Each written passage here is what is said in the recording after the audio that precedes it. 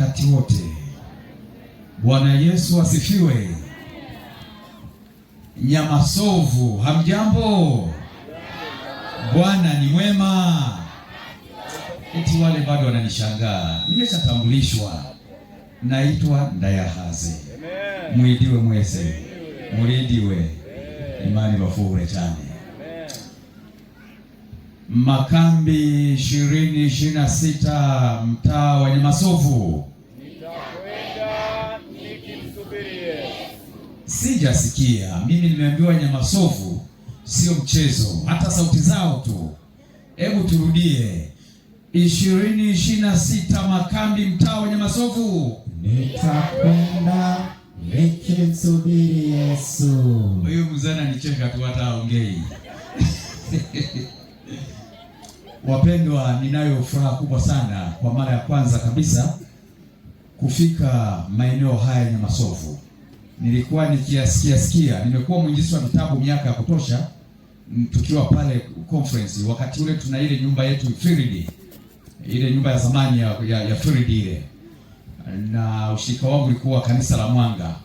Kwa hiyo ilipofika mwaka 2001 nikahamishwa kwenda mkoa wa Tabora, wilaya ya Nzega, kuwa sub manager wa idara ya vitabu. Kwa hiyo maisha yangu yote ya utumishi, muda mwingi nimeutumia nikiwa huko, na sasa nikaitwa katika uchungaji, eti nikapangiwa tena huko mkoa wa Tabora. Jamani, familia yangu inawasalimia. Amen. Nina mke mmoja wa jinsia ya ke na watoto 4, wavulana 2 na wasichana 2. Mungu ashukuriwe,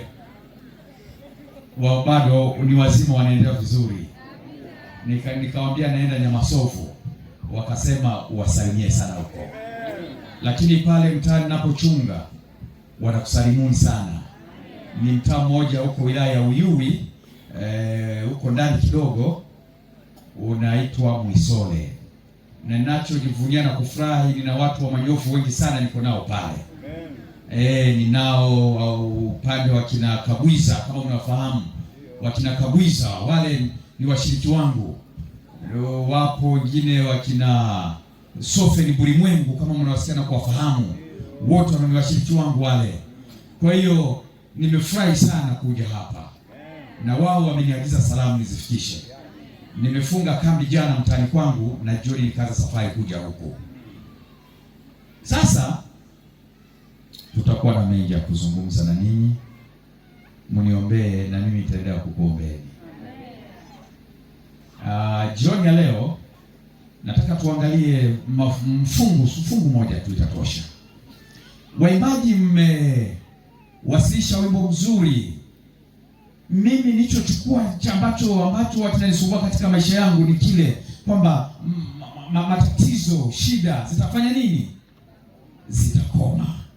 Nataka niwaambieni washiriki wa hapa Nyamasovu, tupo katika pambano, na pambano hili sio la mchezo, ni pambano la kiroho. Pambano hili lilianzia mbinguni na halikuishia mbinguni, likashuka mpaka katika sayari yetu hii dunia. Na hili pambano, na tunapofikia ule mwisho wa wakati wa marejeo ya Yesu Kristo, wale mnaosoma roho ya unabii mtatambua ya kwamba kanisa la Waadventista wa Sabato, kanisa la Mungu, lipo katika pambano kubwa, na lile lilotabiriwa na Yesu mwenyewe, nyakati za siku za mwisho. Leo tunaona ndugu zetu tuliosafiri nao ndani ya kanisa moja wameliacha kanisa. Mara unasikia ni wana matengenezo, mara wanasema Mungu hana utatu, mara unasikia wanasema kanisa la Waadventista wa Sabato limeuzwa, mara unasikia yani ni vita inaendelea. Na nabii alisema hayo lazima yatokee, kanisa lipepetwe. Haleluya. Na nataka nikueleze sasa, tunapozidi kusonga mbele, tulikuwa tuna kazi kubwa sana ya kuihubiri Babeli. Babeli, tokeni Babeli. Lakini leo kazi kubwa iliyobaki ni kuanza kuwarejesha tena waliotoka ndani ya kanisa, maana Yesu amekaribia kurudi.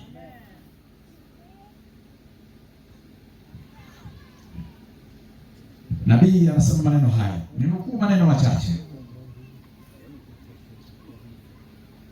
Nabii katika kitabu hiki kinachoitwa Kisa cha Ukombozi, sura ya kwanza, kale ka paragraph ka kwanza, anasema Lucifer akiwa mbinguni kabla ya uasi wake alikuwa malaika mkuu aliyetukuka.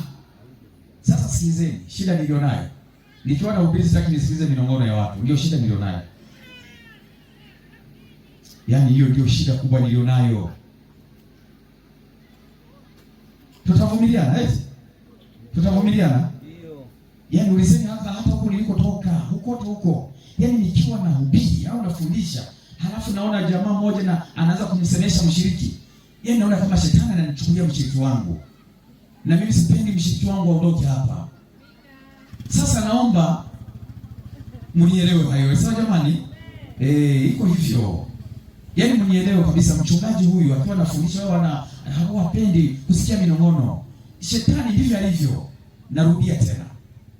Lucifer akiwa mbinguni kabla ya uasi wake alikuwa malaika mkuu aliyetukuka akimfuata mwana mpendwa wa Mungu katika heshima.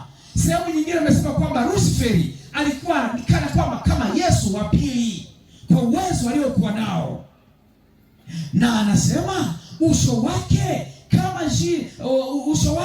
kama zile za malaika wengine ulikuwa mpole na wenye kudhihirika wazi furaha. Paji la uso wake lilikuwa refu na pana, ikionyesha uwezo mkubwa wa kiakili. Umbo lake lilikuwa kamilifu, mjongeo wake ulikuwa wa pekee na wa kifahari. Nuru maalumu iling'aa usoni pake na kuangaza kumzunguka kwa uangavu na uzuri zaidi kuliko ilivyokuwa kuwazunguka malaika wengine. Hata hivyo, Kristo mwana mpendwa wa Mungu alikuwa na ubora wa juu zaidi kuliko jeshi lote la malaika. Sikiliza pointi hiyo, alikuwa mmoja na Baba kabla malaika hawajaumbwa. Lucifer alimwonea Kristo husuda na taratibu alijitwalia amri iliyokasimishwa kwa Kristo pekee. Pambano linaendelea. Tuko katika pambano.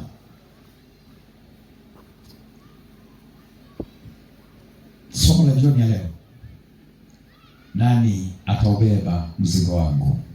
Ndio somo. Nani ataubeba mzigo? Hebu sema, ujiambie wewe, sema nani ataubeba mzigo wangu? Sema nani ataubeba mzigo wangu? Mzigo wako hata mimi nao kwangu na wewe unao. Ndio somo la jioni ya leo.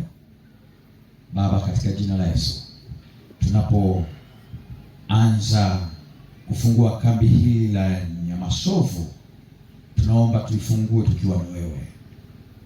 Maneno ya watumishi wako yakaweze kutusogeza karibu na ufalme wako. Nyimbo zitakokuwa zikiimbwa, matangazo yatakayotolewa na wajoli wako, yote hayo yatusogeze karibu na ufalme wako. Na katika kambi hili Baba, tunakuomba usiruhusu kifo chochote cha mshiriki, ili kambi liweze kutamatika vizuri. Usiruhusu ajali yoyote kwa mshiriki. Usiruhusu magonjwa lolote linaloweza kupelekea asiweze kuhudhuria katika kambi hili. Tunakualika Yesu Kristo, ahadi zako ziwe pamoja nasi, katika jina lako tunaomba, amen. Mama mmoja kabla hajawa mama, akiwa ni binti, alimwomba Mungu akasema, Baba, naomba unisaidie, unipatie mume wa kunioa. Natamani niwe na mume mzuri ambaye atakuwa akinishawishi kwenda naye kanisani. Nataka niwe na mume mzuri tutakaye zaa naye watoto wazuri watakaolicha neno lako. Natamani Mungu, muda ukifika, nipatie mwanamume ambaye nitaendana naye vizuri katika maisha yangu ya kiroho. Dada huyu akawa akiomba. Sasa sikiliza, siku moja akampata mwanamume wa Kiadventista, na huyo mwanamume, huyu dada akatokea kumpenda, na alivyompenda, taratibu zote za uchumba zikafanyika vizuri, taratibu zote za kuunganishwa kwa mume na mke zikafanyika vizuri. Siku zikaenda, baba akaanza kubadilika tabia. Muda si mrefu, wakati mwingine anaambia watoto, nendeni kanisani. Wanamuuliza, baba, uende kanisani? Nitakuja. Nendeni kanisani. Hali ikaenda hivyo, siku zinazidi kusonga mbele. Mungu amewajalia watoto, mtoto wa kwanza, mtoto wa pili, mtoto wa tatu, mtoto wa nne, wa tano, mpaka mtoto wa sita. Hakika Bwana aliwabariki kwa uzazi. Muda si mrefu, baba akaanza kubadilika. Maneno ya nyumbani yakawa yale maneno ya kidunia. Maneno ya nyumbani yakizungumza yule baba sio ya kutiana moyo wala sio ya faraja. Baba akabadilika. Mama anamwambia mume wangu, kumbuka ahadi zetu kanisani. Mume wangu, kumbuka ahadi zetu wakati tunachumbiana. Mume wangu, mbona umebadilika hivi? Mume wangu, rudi kanisani. Mume wangu, unapoelekea ni pabaya. Mume wangu, ninapenda kuonavyo kuona mume wangu umefika mahali pabaya. Baba namtazama mwanamkewe, anamjibu maneno mabaya. Muda sio mrefu, baba akaanza kulitukana hata kanisa la Waadventista wa Sabato. Akaanza kuongea maneno ya kukatisha tamaa familia yake, hata kutokwenda kanisani. Baba muda sio mrefu akaanza kunywa pombe. Baba huyu Waadventista wa Sabato akanywa pombe. Baba akabadilika. Baba alikuwa bado anaonekana ni mtu mzuri. Ile sura ya utukufu wa Mungu ikaanza kutoka. Baba akaonekana ni mzee kabisa, sababu ya pombe anazotumia. Baba haikuishia pombe tu, namuona baba yule anaanza kutumia sigareti, anavuta sigara. Baba ametoka ndani ya kanisa. Mama kabeba mzigo. Mzigo wa kwanza aliyobeba ni hapa, kutunza wale watoto. Baba hafanyi kazi, mama ndiye anafanya kazi peke yake. Namuona mama akienda shamba akiwa peke yake. Namuona mama akifanya kazi nzito ya peke yake. Namuona mama akihangaika, akilia, kipanguza machozi, anasema, baba, nilikuomba unipe mume mzuri, lakini baba, mbona sikuelewi? Una maana gani baba? Ina maana hukujua ya kwamba mume wangu atakuja kuharibika? Na kama ulijua, kwa nini ukuahirisha nisolewe naye? Mama kaanza kubeba mzigo. Baba hajali mambo ya familia. Baba hajui watoto wamekula nini. Hata mtoto akiugua, mama anaenda kuomba kwa majirani, nisaidieni. Mama akiishiwa hata unga, anaenda kuomba kwa majirani, nisaidieni. Hali ikaendelea hivyo. Mama amebeba mzigo mzito sana. Mama anaenda kufanya vibarua yeye peke yake. Namuona mama amebeba jembe, ametoka kibaruani. Namuona mama ametoka kufua nguo kwenye miji ya watu. Namuona huyu mama ana mzigo mzito. Siku zikaenda, baba analia tu. Mama anamwambia mmewe, baba, rudi kanisani. Ulivyokuwa kanisani ulikuwa baba mzuri, ulilisaidia kanisa, maisha yetu yalikuwa mazuri. Ulivyoliacha kanisa, angalia ukoo wako na ujenga, ukoo ambao hauna matumaini, ukoo ambao ni wa kimaskini. Na wakati ungekuwa kanisani, tungeendelea kutafuta maisha, tusingekuwa na maisha ya namna hii. Tungekuwa karibu na Mungu, tungesikiliza ushauri wa Mungu, tungesikiliza ushauri wa ndoa kutoka kwa Mungu, tungesikiliza ushauri wa kusomesha watoto kwa Mungu, tungesikiliza ushauri wa kufanya kazi kuongeza kipato katika familia yetu kutoka kwa Mungu. Mume wangu, hali imekuwa mbaya, tutaishije hivi mume wangu? Baba anamtazama, haongei, anaenda kunywa pombe. Siku zikaenda, mama anachapa kazi. Mama akaanza kuzofu. Alikuwa na afya nzuri, mama anaanza kuzofu. Mwili unaanza kuisha. Ule mng'ao wake wa asili, mama amepauka. Mama ana shida, hata uvaji wake ni wa shida. Wakati mwingine akiwa nyumbani analia. Anacholia ni nini? Analia kwa sababu ya mzigo alionao. Anatazama watoto wake, huu mzigo, hivi watoto wangu watasoma kweli? Huu mzigo, watoto wangu wanakuwa wakati mwingine mlo mmoja. Huu mzigo, mama nangu achilia, analia, Mungu wangu nisaidie.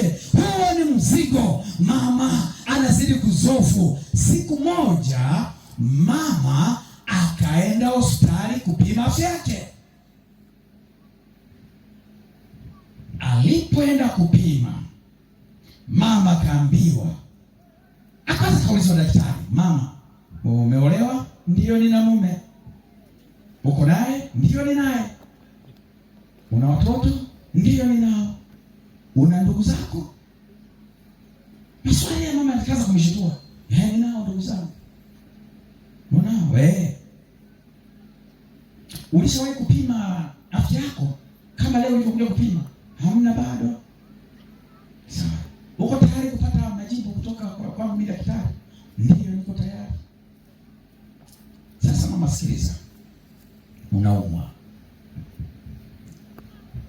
Vyombo vya kitaalamu vimeonyesha kwamba una saratani ya kizazi zinaemesha sambaa.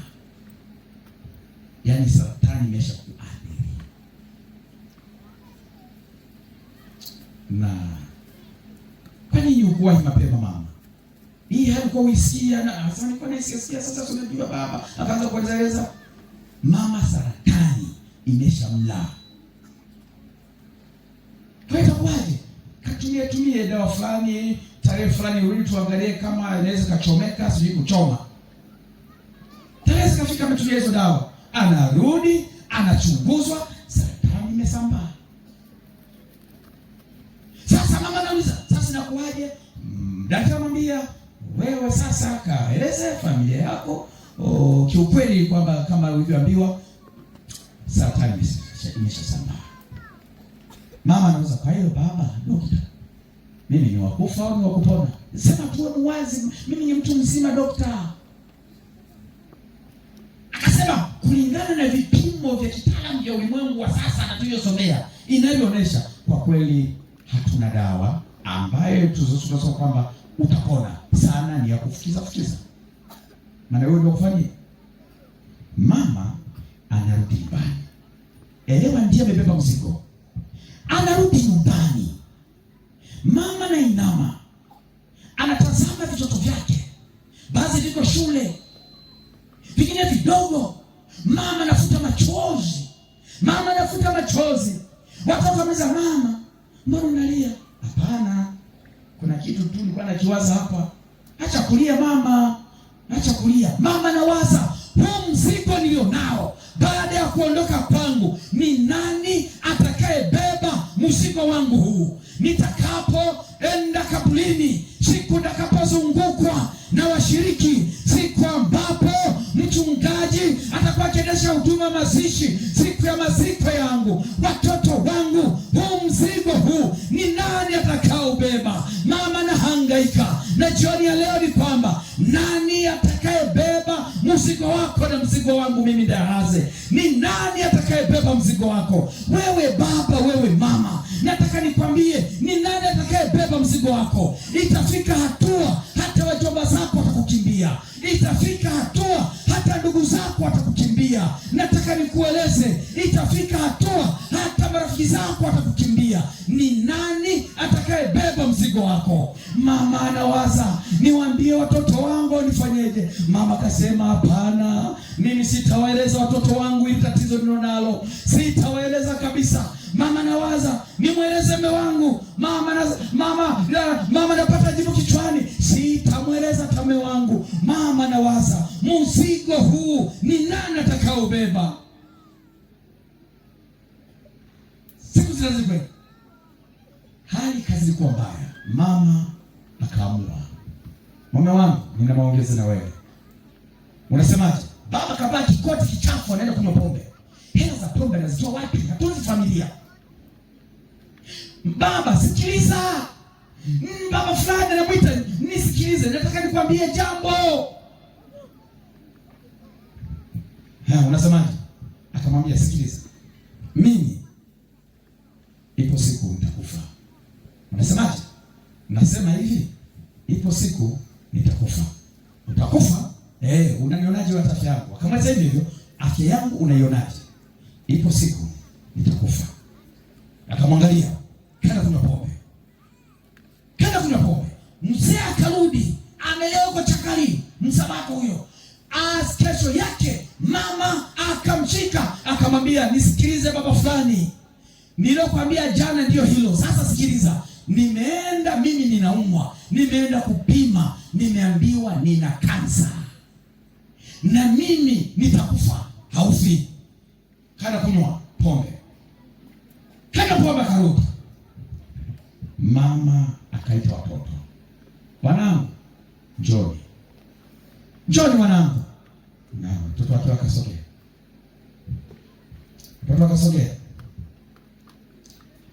Akaanza kuwabariki. Sikizeni hapa kisa kimoja, nitaendelea. Mnamfahamu askofu wetu mkuu? Nimesema imekata kusikiliza. Au ni mimi huko? Ndio kwa pastor. Pastor Mpwani mnamfahamu? David Mpwani. Hiki sanacho hapa, yeye mwenyewe anafahamu. Mama yake alikuwa anaishi pale Nzega. Na dada yake ndugu zake wako pale. Yule mama alifia mikononi mwangu mimi. Hata mimi sijamfahamu hata Dr. Mpwani. Tulifahamiana naye wakati mama ameagiza Mpwani aje. Na nikanitafuta. Mimi simfahamu kabisa, ni mara ya kwanza kumuona. Mama alipoona kwamba muda wa kuishi unaisha, aliita watoto wote. Na siku anawabariki nilikuwepo. Mama amelala, wote wa bongo wafanya kazi. Ameita watoto kitandani, anabariki mtoto wa kwanza, anamweleza, anabariki mtoto wa pili, anaeleza, anabariki mtoto, anabariki watoto. Akaniagiza mimi, unajua ile bibi alikuwa ni bibi. Wale mabibi ni walikuwa marafiki zangu sana, wote walishalala mauti. Umeza Bwana nawapelekea. Katikati ya juma na watembelea. Nilikuwa na upendo na mabibi hao. Maana mimi nina tabia kupenda wajane. Na nina tabia ya kuombewa maombi na wajane. Mimi najua siri ya kuombewa na wajane. Wale wajane kweli kweli. Nilikuwa naenda kwao mara kwa mara. Sijui kama yule mama na mtoto anaitwa Mpwani. Mpwani na familia yetu hapo. Ule msiba mama yake. Yule mama aliagiza mafuta ya mzeituni. Kama nikupona pole, kama nikurana fanya nini? Nikaagizwa. Nilipoagizwa nikasema haya mama, nikakimbia kwa mchungaji Mohago. Yule mzee, nimeagizwa 1 2 3. Mimi sijui nafanya. Huwa mnafanya mzee uliko kwa hiyo huduma. Akasema sasa yeye mwambie aitwe watoto wake. Ndio kwa wale watoto. Siku anakuja David Mpwani, president wetu, alinitafuta. Ndio tukaanza kutafuta yale mafuta, tukayapata. Akapakwa. Yule mama akaniambia neno moja, mwanangu naye hasa, nikilala mauti, wimbo namba 158 mtakuwa mkiimba mara kwa mara kwenye maziko yangu. Mnaufahamu? Ule wimbo mnaufahamu? Na ndio kwa kimbwa. Sasa huyu mama huyu naye kwa kisa alipowaita watoto akamwambia, wanangu, hili kisa nimekisoma kwenye kitabu.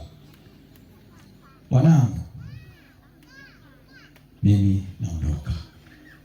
Mnaenda wapi? Mimi nakufa. Mnasemaje mama? Nakufa. Mama haufi. Ukifa tutaenda wapi? Vile vitoto vidogo vile. Ukifa tunaenda wapi mama? Mama machozi.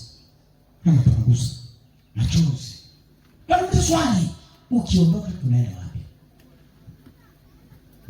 Mama alipona kuna mwelekeo, akaamua aende kwa majirani.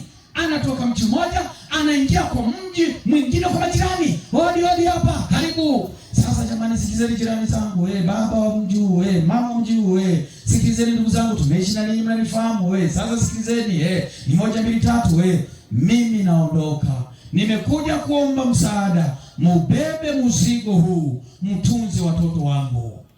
Jirani akasema, haina shida, nitawatunza. Uwezo wa kutunza 3 2 ninao. Mama usiofu, watakula, watasoma, na kwa sababu umeongea hivyo, kuanzia leo wataanza kuhudumia. amehudumiwa, wamebaki wengine. Akakimbia mji mwingine tena kaenda kuomba, akaongea hivyo hivyo, mimi naondoka. Sasa mnavyojua watoto ndio hivyo. Jirani wa pili akasema, niko tayari, nitabeba huo mzigo, niko tayari kubeba mzigo huo. Haleluya! Jioni ya leo wapendwa, kila mmoja ana mzigo wake. Kuna ambao wana mizigo ya uzinzi. Mafungu yamesomwa kila kukicha, makanisani yamesomwa, kwenye effort yamesomwa, kwenye lesoni tumesoma, roho ya nabii tumesoma, acha uzinzi. Lakini kila kukicha na katika makambi tumesema, roho mzigo huo haujawahi kutua kwa Yesu. Wengine wana mizigo ya uchawi, wanakuwa ndani ya kanisa lakini wachawi. Inafika hatua mpaka baadhi wanaopa sumu wachungaji. Inafika hatua wengine wanapeana sumu wao kwa wao. Inafika hatua hata kwenda kuomba maji kwa mshiriki unaogopa, maana ni mzigo. Wengine wana mizigo ya ushirikina, kila siku ni kusumbua watu kwenye miji yao na tumo ndani ya kanisa. Huo ni mzigo wapendwa. Wengine wana mizigo ya kudharau viongozi, wengine wana mizigo ya kutokuishi na majirani vizuri, wengine wana mizigo ya kutoishi na ndugu zao vizuri. Wanakuja kanisani na tunakuja kanisani, lakini hatuelewani na ndugu zetu, hatuelewani na majirani zetu. Wengine wana mizigo ya kupenda rushwa, wengine wana mizigo ya uongo uchonganishi, wengine wana mizigo ya wivu. Mtu anapofanikiwa anapata wivu. Kila mmoja na mzigo. Nikapata fungu moja katika Biblia, kitabu cha Mathayo sura ya 11 aya 28. Lile fungu nilipolisoma nikafarijika sana, nikasema, Bwana asante kwa kunipa zawadi hii yenye matumaini. Kitabu cha Mathayo sura 11, Biblia inasema, njoni kwangu ninyi nyote msumbukao na wenye kulemewa na mizigo, nami nitafanya nini wapendwa? Nitawapumzisha. Haleluya! Njoni kwangu. Wengine mizigo tulionayo, mama ni mkorofi kwa mume wake, mama ni mkorofi mpaka unakuta baba anasema wala hatulia hata nyumbani baba, sababu ya kelele nyingi za mama. Wakati mwingine mama hana amani sababu ya mume wake, na tulifunga ndoa kanisani, tukala viapo kanisani, lakini leo ndoa zimekuwa za tabu na shida. Lakini leo hata kuthamini matunda tuliyopewa ya ndoa, watoto hatuwathamini. Watoto tunawachaniza tu. Ni thamani ya zawadi hiyo wala hatuitoi kwa watoto wetu. Ni baraka hatubariki watoto wetu. Ni mara ngapi umewahi kuombea watoto wako wanapoenda shule ya kwamba, Bwana bariki watoto wangu wanaenda shule, kama watarudi nyumbani warudi na wewe, tusipoonana wakiwa wamerudi nyumbani tuonane leo asubuhi njema. Ni mara ngapi watoto wetu wanaenda shule wanavuka barabara, ni wangapi wanagongwa na pikipiki wanakufa, wakati mwingine wanagongwa na magari wanakufa. Mama moja ana pesa nyingi sana, mshiriki wangu mmoja hivi, kanisa moja fulani hivi nje kabisa, mama ana pesa nyingi, pesa za kutosha, maana mume wake alikuwa mwanajeshi hapa Kigoma, baadaye akawa anafanya shughuli za dhahabu. Mama nakumbuka kipindi cha corona pasasi, kipindi cha corona kile, shule zimefungwa, serikali imefunga shule, wazazi wanaanza kuchukua watoto wanatafuta tuition. Mtoto anasoma shule nzuri ya mamilioni, ile anageuza kurudi nyumbani, na ndio katoto kapekee kagongwa na fuso. Mazishi ni kwetu. Parapanda ya mwanae takapolia, wanafukia tu. Acheni kufukia hivyo jamani. Mnamuumiza mtoto wangu. Shetani, kumbe wewe ni mbaya shetani. Yesu na unisaidie nionane na mtoto wangu siku ya mwisho. Swali laja hivi, analia kilio kikubwa. Swali langu na swali lako. Haleluya. Je, watoto wetu tumejiandaa kuonana nao asubuhi njema baada ya maisha haya? Ni mzigo gani utakaopelekea tusionane na watoto wetu? Ni mzigo gani utakaopelekea tusikutane na wachungaji? Ni mzigo gani utakaopelekea tusikutane na wazee wa kanisa nyumbani? Ni mzigo gani utakaopelekea tusikutane na kwaya nyumbani? Ni mzigo gani ulionao? Ni mzigo gani ulionao mimi? Hilo ndilo swali. Nani atakayebeba mzigo wako na nani atakayebeba mzigo wangu? Yesu anasema niko tayari kubeba mzigo wako mwanangu. Haleluya. Napofunga neno na hili hapa, unapoenda kulala, ondoka na ombi hili hapa, mwambie Mungu, ninaenda kupumzika kitandani. Kama itakupendeza, kesho niamke, nisaidie nifanye mapenzi yako, na kama nisipoamka usingizi huu nikapatwa usingizi wa mauti, unikumbuke asubuhi njema. Hilo ndilo ombi. Baadhi wanaenda kulala kimoja. Hilo ndilo ombi ambalo hata mimi huwa naliomba. Baba, umenileta Nyamasofu. Leo ninalala usingizi usiku wa leo nikiwa Nyamasofu. Ikikupendeza, kesho niamke niongee na watakatifu wako, mapenzi yako yatimizwe. Na kama hautaruhusu kesho nisiamke, nikumbuke asubuhi njema katika ufufuo heri. Haleluya. Ile ombi lako na ombi langu jioni ya leo, katika jina la Yesu Kristo, Bwana Mwokozi wa maisha yetu, sote tuseme amina. Simame tuombe. Baba, asante kuzungumza na sisi jioni ya leo. Asante kwa ahadi zako nzuri ya kwamba uko tayari kubeba mizigo yetu. Tunaomba ubebe mizigo yetu. Tayari kuna baadhi ni wafanyabiashara wakubwa hapa Nyamasofu, ni Waadventista, hawatahudhuria kambi, maana ni matajiri, ni wenye hela. Huo nao ni mzigo. Saidia wana wako na binti zako, hiyo mizigo uwatue jioni ya leo. Wathamini makambi na watambue kwamba makambi ni kuja kuongea na wewe. Tusaidie. Hata sisi tumeacha familia zetu tukaja kukusikiliza.